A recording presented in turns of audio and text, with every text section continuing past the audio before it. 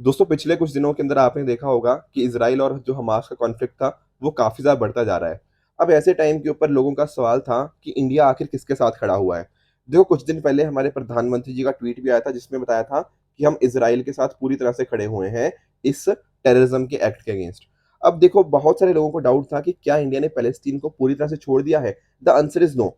Ministry of external affairs ने इस बात को पूरी तरह से क्लैरिफाई कर दिया है कि हम जो सॉवरेन पैलेस्टीन स्टेट की हमारी डिमांड है, जिसके साथ हम एग्री करते हैं, उसके साथ आज भी खड़े हुए हैं। तो यानी कि कहने का पॉइंट पता क्या है? कहने का पॉइंट सिंपल है कि हम इज़राइल और पैलेस्टीन दोनों के बीच में ना एक चाहते हैं कि एक सुलह बने और चाहते हैं कि पैलेस्टीन के लिए अपनी एक खुद से कंट्री भी हो। तो हम दोनों कॉजेज़ को कहीं न कहीं सपोर्ट कर रहे हैं कि इज़राइल जो टेररिज्म के अगेंस्ट है, वो भी बात ठीक है कि टेररिज्म पूरी दुनिया से हमें हटाना पड़ेगा, इसके अगेंस्ट लड़ाई लड़नी पड़ेगी। But at the same time हम चाहते हैं कि जो पैलेस्टीन कॉज़ है, जो कि जस्ट एक कॉज़ हमें देखने को मिलता है ह्यूमैनिटेरियन ग्राउंड्स के ऊपर, हमें उसको भी अपहोल्ड करना पड़ेगा।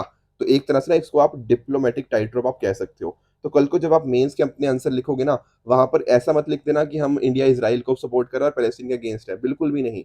हम दोनों के साथ यहाँ पे खड़े हुए हैं, तो ये चीज़ आपको यहाँ पे पता होनी चाहिए और पूरी दुनिया की ये ऑब्लिगेशन है कि कहीं न कहीं ह्यूमैनिटी को ऊपर लेकर आए और टेररिज्म को फाइट करे, ऐसा हमारी मिनिस्ट्री ऑफ एक्सटर्नल अफेयर्स के द्वारा बताया गया है। उसी तरह से अगर आप थोड़ा और देखोगे न्यूज़पेपर्स को, तो हमें देखने को मिलेगा कि अच्छी खबर ये है कि रिटेल इन्फ्लेशन में एक कमी देखने को मिली है। देखो हर महीने मैं आपके साथ डिस्कस करता ही हूँ कि हमारी जो इन्फ्लेशन है ना, वो 4 प्लस माइनस 2% का हमारा टारगेट है, यानी कि 2 से 6% के बीच में रहनी चाहिए। अब अच्छी बात ये है कि जो हमें सितंबर के आंकड़े हमारे सामने आए हैं, उसमें ये नंबर आ चुका है 5.02%। तो ये 6 से नीचे आ चुका है, तो जो कि एक अच्छी बात है। अब ऐसा कैसे हो गया? महँगाई नीचे कैसे आ गई? मतलब कंपैरेटिवली मतलब इस रेंज में कैसे आ गई? द रीज़न इज़ कि जो फूड प्राइस है ना, उनमें थोड़ी-सी कमी देखने को मिली है। रादर आई शुड से कि जो बढ़ने की रफ्तार थी, उसमें कमी देखने को मिली है, तो जो कि एक अच्छी बात है। एट द सेम टाइम अगर आप नोटिस करोगे आईआईपी की, इंडेक्स ऑफ इंडस्ट्रियल प्रोडक्शन की, तो यहाँ पर भी हमारा इम्प्रूवमेंट हुआ है कि आउटपुट हमारा 14 मंथ हाई पे जा चुका है। तो चाहे आईआईपी की बात करो या फिर आप बात करो रिटेल इन्फ्लेशन की, दोनों एनएसओ के द्वारा रिलीज़ किए जाते हैं और ये बातें आपको आई एम श्योर पता भी होंगी, जो कि आता है ministry of statistics and programme implementation के अंतर्गत, राइट? तो दोस्तों डेट है आज की Friday the 13th October 2023 and आप सभी का स्वागत है आज के प्रीलिम बूस्टर न्यूज़ डिस्कशन के अंदर। डिस्कशन स्टार्ट करें बट उससे पहले एक छोटी-सी इन्फॉर्मेशन। देखो पिछले 1 साल में आप सभी ने पीडब्ल्यू ओनली को बहुत सारा प्यार दिया, तो एक्चुअल में अगर आप नोटिस करोगे ना, तो दोनों जो ऑर्गनाइजेशन साथ में आई थी, वो आई थी 16 अक्टूबर 2022 को। अब अगले 3 दिन बाद बेसिकली 16 अक्टूबर 2023 को 1 साल होने वाला है और इसीलिए हम चाहते हैं कि आप सभी भी हमारे साथ इसके साथ जुड़िए, ठीक है ना? तो 16 अक्टूबर को शाम 7 बजे आप ओनली आईएएस यूपीएससी चैनल के साथ जुड़ सकते हैं, जहाँ पर सारे फैकल्टीज़ हो गया, हमारी पूरी टीम हो गया, वो आपके साथ यहाँ पर 1 साल को सेलिब्रेट करेगी। राइट? आगे चलते हैं एंड डिस्कस कर लेते हैं ग्लोबल हंगर इंडेक्स के बारे में। देखो कल काफ़ी देर रात में ग्लोबल हंगर इंडेक्स रिलीज़ किया गया। पहली बात तो ये समझो कि आखिर ये इंडेक्स रिलीज़ कौन करता है? तो इसको रिलीज़ किया जाता है by Concern Worldwide and Welthungerhilfe. Actual में क्या है ना, ये दोनों यूरोपियन हमें ऑर्गनाइज़ेशंस हमें देखने को मिलती हैं। जैसे आप देख पाओगे वेल्थ हंगर हेल्थ क्या है? एक तरह की यहाँ पे प्राइवेट ऑर्गनाइज़ेशन आपको जर्मनी में देखने को मिल जाएगी। उसी तरह से कंसर्न वर्ल्ड वाइड भी दुनिया भर में काम करती है ताकि जो हंगर है, इस तरह की चीज़ें हैं, वो दुनिया भर से हटाई जा पाएँ। अब देखो अगर आप नोटिस करोगे ना, तो इंडिया का रैंक इस बार काफ़ी खराब आया है। 111 रैंक आया है इंडिया का out of 125 countries in hunger index. पहले थोड़ा ना इसकी मेथोडोलॉजी को समझने की कोशिश करते हैं। देखो कुछ टर्म्स हैं जो आपको अच्छे से पता होनी चाहिए। पहली टर्म है जैसे अंडर नरिशमेंट। अगर आप देखोगे कि कितना एक शेयर ऑफ पॉपुलेशन जिनकी कैलोरी इनटेक कम है, ठीक है ना? कुछ एक अच्छी डेवलपमेंट के लिए कुछ आपको कैलोरीज़ चाहिए होंगी, तो अगर आपको कैलोरीज़ उतनी नहीं मिल रही, तो कहीं न कहीं आप अंडर नॉरिश्ड हो, ठीक है ना? उसी तरह से एक टर्म आती है चाइल्ड स्टंटिंग। चाइल्ड मतलब बच्चे, वो तो आप समझ गए। स्टंटिंग का मतलब क्या होता है? स्टंटिंग का मतलब होता है अगर आपकी हाइट कम है और आपकी एज ज़्यादा है, ठीक है? ये 5 साल तक के बच्चों के लिए चेक किया जाता है। मान लो एक एग्ज़ाम्पल बताता हूँ, मान लो एक 4 साल का बच्चा है, पर उसकी लेट्स से हाइट सिर्फ़ 2 फीट ही है, या जितनी भी मतलब नॉर्मल होती है उससे काफ़ी कम है, तब उसको बोल देंगे हम चाइल्ड स्टंटिंग हो रखी है। उसी तरह से चाइल्ड वेस्टिंग क्या देखी जाती है कि 5 साल के बच्चों के अंदर अगर उनकी हाइट तो बढ़ रही है, पर कहीं न कहीं उनका जो वेट है ना, वो वेट कम है। मतलब वो बहुत ही मतलब उसकी हाइट ज़्यादा है, पर कहीं न कहीं उसका भार नहीं बढ़ रहा, उसकी वेट नहीं बढ़ रहा, तो उसको बोलते हैं चाइल्ड वेस्टिंग। उसी तरह से चाइल्ड मोर्टेलिटी चेक करी जाती है, जहाँ पर हम देखते हैं कि 5 साल से पहले कितने बच्चों की कहीं न कहीं हमें डेथ देखने को मिल जाती है, तो यहाँ पर चाइल्ड मोर्टेलिटी को यहाँ पे इंक्लूड किया जाता है। तो इस तरह से क्या होता है ना, अंडर नरिशमेंट हो गया, child stunting, child wasting and child mortality. इनके बेसिस के ऊपर आपको पता लगता रहता है कि कहीं न कहीं कितने बच्चों को मतलब या कितने यहाँ पर बच्चों को कितना इश्यूज़ आ रहे हैं एंड कहीं न कहीं ओवरऑल पॉपुलेशन। तो ध्यान रखने वाली बात ये है, अंडर नरिशमेंट के अंदर हम पूरी पॉपुलेशन को देखते हैं, स्टंटिंग वेस्टिंग के अंदर हम सिर्फ़ चिल्ड्रन को देखते हैं, मोर्टेलिटी किसकी देखी जाती है? सिर्फ़ और सिर्फ़ बच्चों की। तो ये चीज़ें आपको पता होनी चाहिए। बाकी आप जानते हो 2030 तक हमारा गोल है, ज़ीरो हंगर को अचीव करना, एसडीजी 2 जो हम अचीव करना चाहते हैं, तो वहाँ पर भी ये सारी चीज़ें कैप्चर करने में हमें हेल्प करती हैं। अब होता पता क्या है? ओवरऑल जो ग्लोबल हंगर इंडेक्स का स्कोर कैलकुलेट होता है, उसमें 1/3 वेटेज दी जाती है किसको? अंडर नरिशमेंट को, 1/6 वेटेज दी जाती है चाइल्ड स्टंटिंग को, 1/6 वेटेज दी जाती है चाइल्ड वेस्टिंग को एंड 1/3 वेटेज दी जाती है आपकी चाइल्ड मोर्टेलिटी को। सबको कंबाइन करके आपका ग्लोबल हंगर इंडेक्स का स्कोर आता है। फिर उसको ना अलग-अलग कैटेगरीज़ में डिवाइड किया गया है, कि अगर मान लो वो स्कोर आपका 10 से कम है या 9.9 से कम है, तो उसको बोलते हैं लो। 10 से 19.9 यहाँ तक है, इसको बोलते हैं मॉडरेट। 20 से लेके 34.9 तक है, इसको बोलते हैं सीरियस। 35 से 49.9 को बोलते हैं alarming and greater than 50 extremely alarming. अब इंडिया के केस में ना जब सारी चीज़ों को ऐड किया गया, तो इंडिया आता है यहाँ पर मतलब सीरियस वाली कैटेगरी के अंदर। तो ये न पॉइंट भी आपको ध्यान में रखना है, कल को वो कह देंगे कि इंडिया अलार्मिंग कैटेगरी में है। Answer is no, India serious category के अंदर है। चलो सर ये बात तो समझ आई। पर एक्चुअल में इंडिया में फिर क्या इश्यूज़ क्या आ रहे हैं, कहीं न कहीं क्या दिक्कतें हैं और सरकार ने इसको रिजेक्ट कर दिया कल ही रात में ही, ऐसा क्या हो गया? देखो मैं थोड़ा-सा आपको ना समझाने की कोशिश करता हूँ। पहली बात तो ना हमारी जैसे ministry of women and child development है, वो मेजरली ये सारी चीज़ें देखती हैं, बच्चों के रिगार्डिंग हो गया, बाकी और चीज़ें भी इसके द्वारा देखी जाती हैं। इन्होंने बोला कि भैया ये जो ग्लोबल हंगर इंडेक्स है ना, कहीं न कहीं भारत की इमेज को खराब करने की कोशिश कर रहा है। अब आप लोग सोच रहे होंगे सर मतलब क्यों खराब कर रहा है या रादर आई शुड से कि क्या दिक्कतें आ रही हैं मतलब इस रिपोर्ट के अंदर? क्योंकि एक्चुअल में अगर आप नोटिस करोगे ना, मैं आपको एक थोड़ा-सा अगर एक फैक्ट बताऊँ, फैक्ट बेसिकली ये है कि यहाँ पर आप एक सेकंड, यहाँ पर आप नोटिस करना कि अफ़गानिस्तान हो गया, हैती हो गया और बस 12 और कंट्रीज़, मतलब 12 और 2 14, टोटल 14 ही और कंट्रीज़ हैं जो इंडिया के बाद में है। क्योंकि इंडिया का रैंक देखो कितना 111 है। इवन आप नोटिस करोगे ना, आपका जैसे पाकिस्तान हो गया, आपका बांग्लादेश हो गया, नेपाल हो गया, श्रीलंका हो गया, इनका रैंक इंडिया से बेहतर है। हाँ जी, बिल्कुल। पाकिस्तान, बांग्लादेश, नेपाल, श्रीलंका ये भारत से बेटर परफ़ॉर्म कर रही हैं as per global hunger index. तो सरकार को तो देखो लगना ही है कि भाई इतना भी क्या हो गया, ठीक है ना? तो एक्चुअल में ना कुछ इन्होंने कारण दिए हैं कि क्यों ये जो ग्लोबल हंगर इंडेक्स जिस हिसाब से कैलकुलेट करता है, चीज़ें वो ठीक नहीं है। पहला तो आप एक बात ये समझो कि जैसे फॉर एग्ज़ाम्पल यहाँ पर हमने जो 4 पैरामीटर्स लिए, ये वाले जो 4 पैरामीटर्स थे, इसमें पता क्या किया? 3 पैरामीटर आप नोटिस करो, स्टंटिंग, वेस्टिंग और मोर्टेलिटी। ये बच्चों के लिए इन्होंने देखा। अब कोई चीज़ अगर बच्चों में एग्ज़िस्ट करती है, क्या वो चीज़ पूरी पॉपुलेशन में एग्ज़िस्ट कर रही है? क्या आप बच्चों की हंगर को देख के ये बोल दोगे कि पूरी की पूरी पॉपुलेशन को हंगर है? ऐसा यहाँ पे मैं नहीं बोल रहा, ये ministry of women and child development ने बोला है। तो कह रहे हैं कि आप सिर्फ़ बच्चों को देख रहे हो, सिर्फ़ बच्चों का एक परसेप्शन लेके आप पूरी पॉपुलेशन को कैप्चर करने की कोशिश कर रहे हो, जो कि अपने आप में बहुत ही गलत है। सिर्फ़ बच्चों की हेल्थ ये नहीं बता सकती कि पूरी पॉपुलेशन की हेल्थ क्या है, ऐसा ministry of women and child development ने बोला है। ठीक है, ऊपर से एक्चुअल में क्या होता है ना, यहाँ पर हर चीज़ के लिए कुछ ना कुछ डेटा चाहिए, कि अंडर नरिशमेंट के लिए डेटा कुछ कलेक्ट किया, कुछ इसके लिए, कुछ इसके लिए। कुछ-कुछ डेटा तो देखो मिनिस्ट्री से लिया जाता है, पर कुछ डेटा ऐसा होता है जैसे for example food and agriculture organisation हो गया, आपका वर्ल्ड हेल्थ ऑर्गनाइज़ेशन हो गया, इस तरह की अलग-अलग ऑर्गनाइज़ेशन से डेटा लिया जाता है। अब यहाँ पर ना जो अंडर नरिशमेंट वाला जो डेटा है, जहाँ पे ये वाला चाइल्ड जो पूरी पॉपुलेशन का अंडर नरिशमेंट वाला डेटा, यहाँ पर पता क्या होता है, एक ओपिनियन पोल लिया जाता है। कितने लोगों का? लगभग 3000 लोगों का। अब 3000 लोगों का ओपिनियन पोल लिया, वो लोग हो सकता है अंडर नरिश्ड आएँ। अब आपने सोच लिया कि पूरी की पूरी पॉपुलेशन अंडर नरिश्ड है, तो ये गड़बड़ घोटाला है, ये मेथोडोलॉजी आपकी ठीक नहीं है। ऐसा फिर से मैं बता रहा हूँ, मैं नहीं बोल रहा, ऐसा ministry of women and child development ने बोला है। ठीक है? तो और भी इन्होंने इस तरह की कुछ चीज़ें बताई हैं।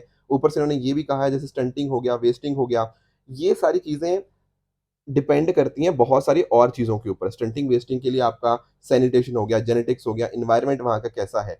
इनका हंगर के साथ क्या लेना-देना? ऐसा ministry of women and child development ने बोला है।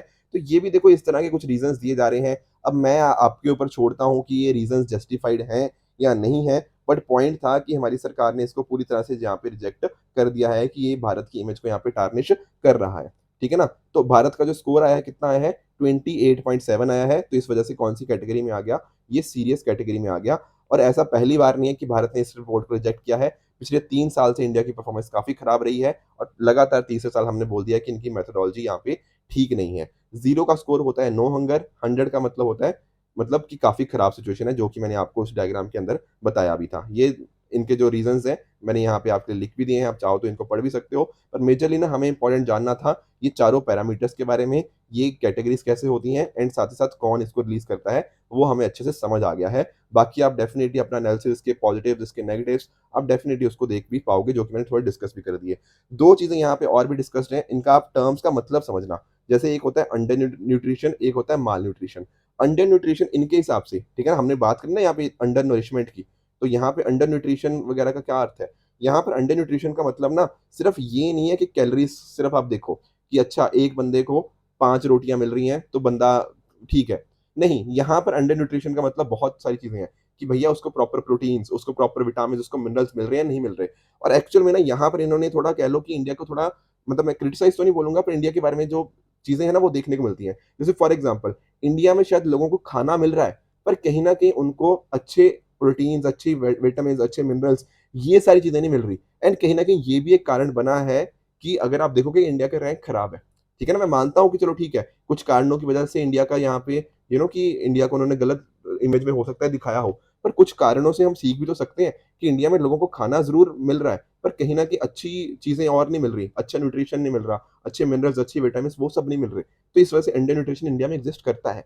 दूसरा इन्होंने वर्ड यूज़ किया यहाँ पे माल न्यूट्रिशन का। माल न्यूट्रिशन कई बार हमें लगता है कि अंडर न्यूट्रिशन की बात हो रही है, पर नहीं, अंडर न्यूट्रिशन तो है ही है, उसके साथ-साथ ओवर न्यूट्रिशन भी है, कि भाई आपको ज़रूरत से ज़्यादा खाना मिल रहा है, पर जो खाना मिल रहा है, उसमें अच्छी क्वालिटी का खाना नहीं है या फिर कहीं न कहीं माइक्रो न्यूट्रिएंट्स नहीं है। तो कई बार पता क्या होता है कि लोग खाते रहते हैं पर उनकी ओबेसिटी आ जाती है, उनको ओवरवेट आ जाता है, कुछ डिज़ीज़ेज़ आ जाती हैं, हार्ट वगैरह की डिज़ीज़ आ जाती हैं, पर कहीं न कहीं प्रॉपर उनकी जो प्रॉपर हेल्थ होनी चाहिए ना, वो अचीव नहीं कर पाते। तो इसको बोलते हैं माल न्यूट्रिशन। आई होप एक टॉपिक काफ़ी कॉम्प्रिहेंसिव हमने डिस्कस किया, तो एक आइडिया आपको यहाँ पे लग गया होगा।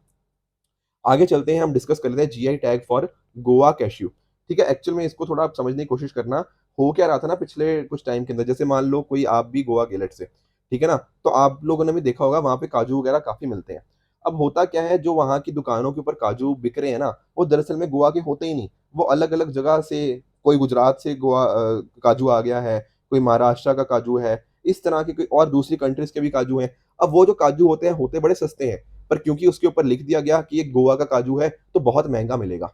Getting the point? तो कहीं न कहीं इसका बेनिफिट देखो जो होना चाहिए, जो बाहर से इतने टूरिस्ट आ रहे हैं गोवा, वो यहाँ से काजू अपने घर लेके जाते हैं, फिर उनको पता लगता है यार इसकी तो कोई क्वालिटी अच्छी नहीं है। तो कहीं न कहीं ना बड़ी दिक्कतें आ रही थी इस चीज़ के रिगार्डिंग। तो अब गोवा के जो काजू है ना, उसको जीआई टैग यहाँ पे दे दिया गया है, तो जो इस तरह के इश्यूज़ आते थे, वहाँ के लोकल लोगों को दिक्कत आती थी, वो अब दिक्कत यहाँ पे नहीं आएगी। अब अगर थोड़ी काजू की बात करें ना, तो हमें देखने को मिलता है जो कैश्यू है, वो एक्चुअल में नॉर्थ ईस्ट ब्राज़ील का नेटिव है, वहाँ से लैटिन अमेरिका से वहाँ से इंडिया में इंट्रोड्यूस किया कहाँ पर? गोवा के अंदर किसके द्वारा? पोर्टुगीज़ के द्वारा इन 16th सेंचुरी। तो थोड़ी-सी आपको इसकी हिस्ट्री भी डेफ़िनेटली आपको यहाँ पे पता होनी चाहिए। बाकी जीआई टैग क्या होता है वो तो हमने कई बार डिस्कस किया ही हुआ है, तो उसमें तो आप जानते होंगे कि एक पर्टिकुलर लोकेशन के रिगार्डिंग जब उसके कुछ कैरेक्टरिस्टिक की वजह से कुछ इम्पोर्टेंस उसको मिलती है, तो वो हमें यहाँ पे देखने को मिल जाता है। तो जो गोवा का कैश्यू होता है काफ़ी ऑर्गेनिक होता है, इसका टेस्ट भी बेटर होता है और इसका जो फ्लेवर होता है ना, वो बाकी काजुओं के कंपैरिज़न में काफ़ी अच्छा होता है। तो ये चीज़ आपको यहाँ पे थोड़ा एक आइडिया होना चाहिए। इस तरह के देखो यूपीएससी ना कई बार क्वेश्चन्स पूछ लेता है, जैसे इसको एक बार आप पॉज़ करके इसको ट्राई करना और नीचे कमेंट्स में बताना कि इसका सही आंसर क्या होना चाहिए। आगे चलते हैं नेक्स्ट टॉपिक की तरफ, दैट इज़ रिमोट ईवीएम के बारे में समझने की कोशिश करते हैं। देखो पिछले 6-7 महीने पहले ना लगभग क्या हुआ था, इलेक्शन कमीशन ऑफ इंडिया ने ना एक प्रपोज़ल दिया था कि हम रिमोट ईवीएम को ना स्टार्ट करते हैं। पर अभी तक डिफरेंट-डिफरेंट पॉलिटिकल पार्टीज़ के बीच में यहाँ पे एक तरह की सहमति नहीं बन पाई है, तो अभी के लिए इन्होंने बोला है कि हम अभी इसको स्टार्ट नहीं करेंगे। मैं थोड़ा-सा ना आपको ये मुद्दा समझाने की कोशिश करता हूँ कि आखिर ये रिमोट ईवीएम और बाकी सारी चीज़ें होती क्या हैं। देखो मैं आपको एक एग्ज़ाम्पल देता हूँ। लेट्स से एक पर्सन है, ठीक है? इसका नाम हम रख देते हैं वैभव, ठीक है? वैभव लेट्स से रहता था कोलकाता के अंदर, ठीक है? पर अब इसका सारा जो वोटर आई कार्ड है, ठीक है ना? सारे चीज़ें इसकी कोलकाता की बनी हुई हैं, पर इसकी नौकरी लग गई लेट्स से बैंगलोर के अंदर। अब ये भाई बैंगलोर चले गए हैं। अब कल को हो सकता है कोलकाता के अंदर इलेक्शन हो, कोई भी इलेक्शन हो सकते हैं, वहाँ की असेंबली के इलेक्शन हो गया, लोकसभा इलेक्शन हो गया, चलो ठीक है। तो क्या आपको लगता है कि ये कोलकाता से वापस सॉरी ये बैंगलोर से वापस आएँगे कोलकाता वोट देने? नहीं, ये सोचेगा यार मतलब वोट ही तो देनी है, क्या जाएँ, घर जाएँ, इतनी दूर जाएँगे, इतना खर्चा होगा। तो इस तरह की दिक्कतें आती हैं, बिल्कुल आती हैं। अब इंडिया में ना वैभव एक नहीं है, इंडिया में वैभव हैं 45 करोड़। क्या मतलब इस चीज़ का? इंडिया में जो इंटरनल माइग्रेंट्स हमें देखने को मिलते हैं लगभग 45 करोड़ है, एज़ पर सेंसस ऑफ 2011। अब आप एक बात नोटिस कर पा रहे हो कि इंडिया में 45 करोड़ लोग शायद हो सकता है वोट इसलिए नहीं कर पा रहे क्योंकि वो अपने घर से दूर जा रहे हैं। तो अगर रिमोट ईवीएम आता है, तो शायद हम इन दिक्कतों को कहीं न कहीं सॉल्व कर सकते हैं, बिल्कुल सॉल्व कर सकते हैं। तो एक्चुअल में आप समझने की कोशिश करो, जैसे आप लोग गए होंगे, आपने अगर वोटिंग करी है ना, तो इस तरह की आपको ईवीएम देखने को मिलती है। यहाँ पर आपके जो भी है इस तरह से आपके ना, जैसे जो भी आपके कांग्रेस हो गया, बीजेपी हो गया, इस तरह पॉलिटिकल पार्टी के सिंबल्स होते हैं, फिर उसके सामने आप उसके जो उस पे कोई टिक करना है, उसका आप वोट उसका बटन दबा देते हो एंड अकॉर्डिंगली वोट वहाँ पे चला जाता है। पर लेट्स से अगर अब वैभव है अपना बैंगलोर के अंदर, वो कैसे करेगा? अब होगा पता क्या? वो थोड़े दिन पहले ना जब वोटिंग होने वाली होगी, उससे पहले रजिस्टर कर देगा ईसीआई के साथ, ठीक है? फिर बाद में पता क्या होगा? उसके पास में ना एक जगह निश्चित की जाएगी, जहाँ पर वो जाएगा उस दिन, जिस दिन वोटिंग होगी। वहाँ पर क्या होगा, जिस दिन वो वोटिंग करने वहाँ पे जा रहा है, तो इस तरह की ईवीएम पहले आएगी उसके सामने, पर इस एक चीज़ के अंदर ही ना, वहाँ पर टोटल 72 कॉन्स्टिट्यूएंसीज़ एक डब्बे के अंदर आ सकती हैं। एक बार उसने वो चीज़ चूज़ कर ली कि उसकी कॉन्स्टिट्यूएंसी क्या है, और उसके ना इवन उसके पास जो वोटर आईडी कार्ड होगा, उसके ऊपर एक बारकोड भी होगा। तो बारकोड स्कैनर के हिसाब से ना, वो जो पर्टिकुलर कॉन्स्टिट्यूएंसी में कौन-कौन खड़ा हुआ है, वो उसके सामने आ जाएगा। देखो नॉर्मल ईवीएम पता क्या होता है? नॉर्मल ईवीएम में तो इस तरह से कागज़ होता है, ये जो सामने दिख रहा है। पर जब वैभव वोट करने जाएगा, वहाँ पर उसके सामने एक फिज़िकल पेपर नहीं देखने को मिलेगा। इस कागज़ की जगह क्या देखने को मिलेगा? एक डिजिटल चीज़ देखने को मिलेगी। तो अगर मान लो मैं जा रहा हूँ, तो मुझे कोई मेरी कॉन्स्टिट्यूएंसी के हिसाब से कौन-कौन खड़ा है, वो यहाँ पे दिख जाएगा सेम ईवीएम के ऊपर। और अगर वैभव जा रहा है, तो वैभव को एक अलग चीज़ें देखने को मिल जाएँगी। तो उसको डिजिटली इस तरह से बनाया गया है कि वो चीज़ें चेंज अपने आप होती रहें।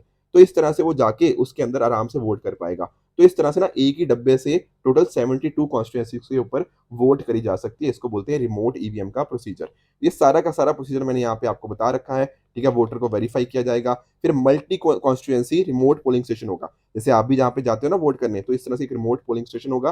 तो एक ही जगह के ऊपर मतलब एक ही ईवीएम के थ्रू कहीं न कहीं 72 कॉन्स्टिट्यूएंसीज़ पे यहाँ पे वोट हो सकता है। एक बार आपका स्कैन हो जाएगा, फिर कहीं न कहीं आपके सामने ना इस डिस्प्ले के अंदर, यहाँ पे मैं कह रहा था ये इसको बोलते हैं डिस्प्ले। ये डिस्प्ले के अंदर आपके जो भी कैंडिडेट्स होंगे और आपके जो भी पार्टीज़ होंगी, वहाँ पे डिस्प्ले हो जाएँगी। तो ये चीज़ आपको पता होनी चाहिए इस चीज़ के अंदर। देखो, ध्यान रखने वाली बात ये है कि इलेक्शन कमीशन ऑफ इंडिया ने बोला है कि ये भी अपने आप में ना स्टैंड अलोन डिवाइस है। कहने का मतलब क्या? जैसे ईवीएम को ना यूज़ करते टाइम कोई भी इंटरनेट की ज़रूरत नहीं पड़ती। ऐसा ही यहाँ पर भी रिमोट ईवीएम के अंदर भी कोई यहाँ पे इंटरनेट की यूज़ नहीं पड़ती। तो यहाँ पर ऐसा इलेक्शन कमीशन ऑफ इंडिया के द्वारा बोला गया है कि ये भी अपने आप में ना बिल्कुल इसमें छेड़खानी करने का यहाँ पे कोई दिक्कत होगी नहीं। मतलब कोई छेड़खानी यहाँ पे इसके साथ नहीं कर सकता। अब ध्यान रखने वाली बात ये है कि इसको डेवलप किसके द्वारा किया गया है? तो इसको डेवलप किया है बीईएल यानी कि Bharat electronics limited and ECIL electronics corporation of India limited के द्वारा। जो ईवीएम्स होते हैं ना वो यही बनाते हैं, बीईएल वाले और ईसीआईएल वाले। तो ये भी चीज़ उन्होंने ही बनाई है, तो आई होप ये चीज़ भी आप समझ गए होंगे।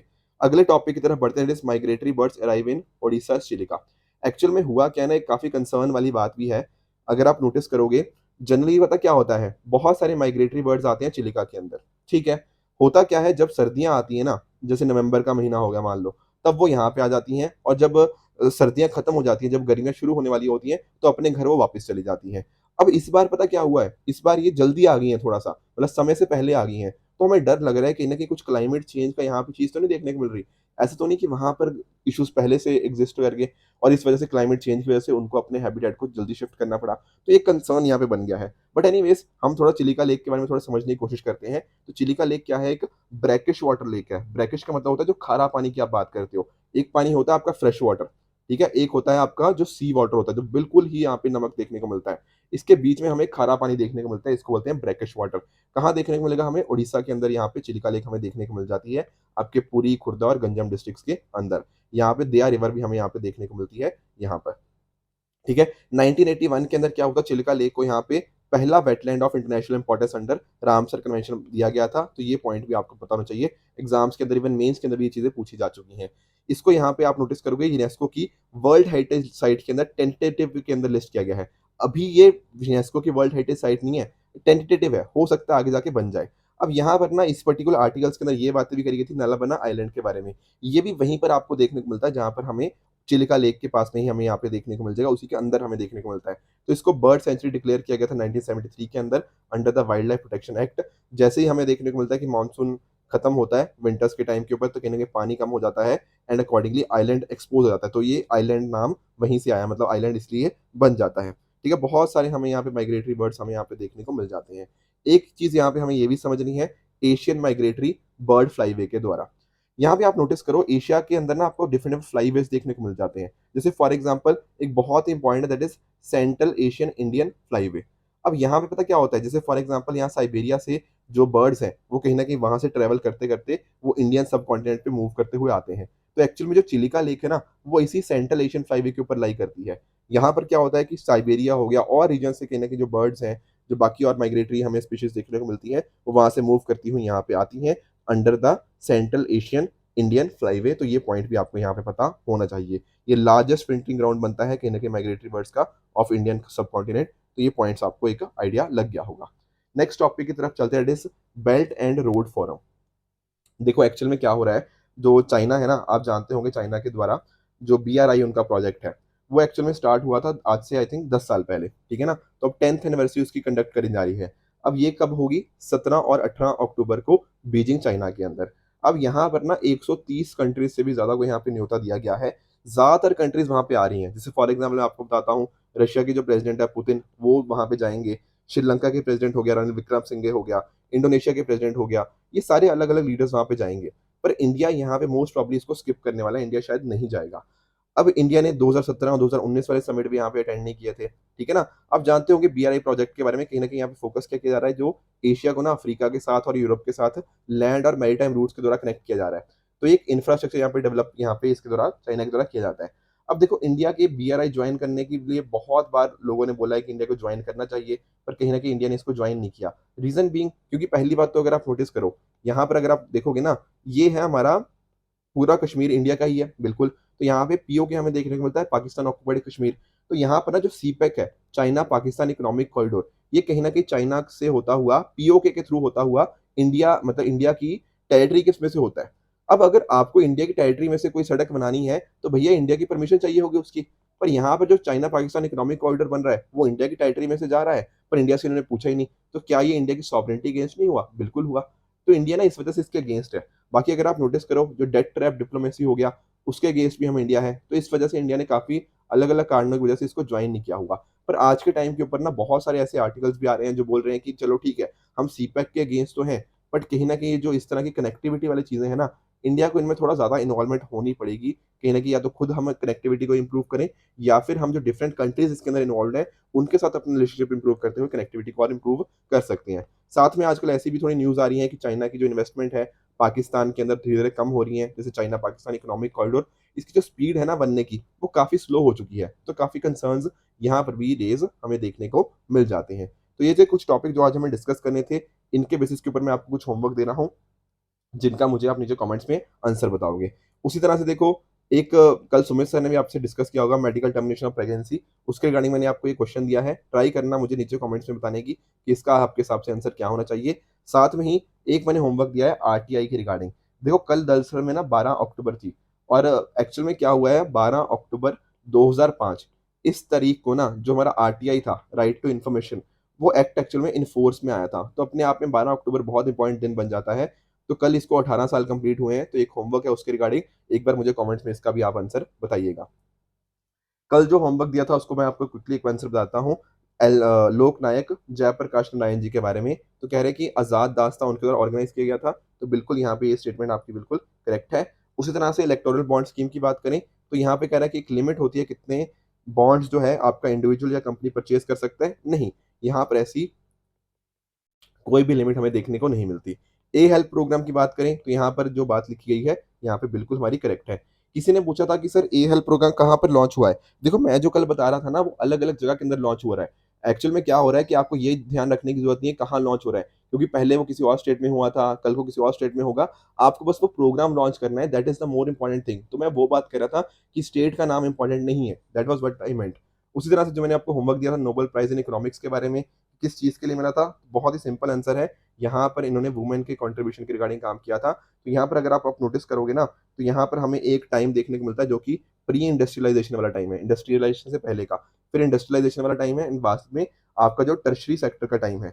यहाँ पर अगर आप नोटिस करोगे ना, इंडस्ट्रियलाइज़ेशन से पहले महिलाएँ जो थी ना, अलग-अलग एग्रीकल्चर एक्टिविटीज़ के अंदर इन्वॉल्व थी, कॉटेज इंडस्ट्रीज़ के अंदर इन्वॉल्व थी।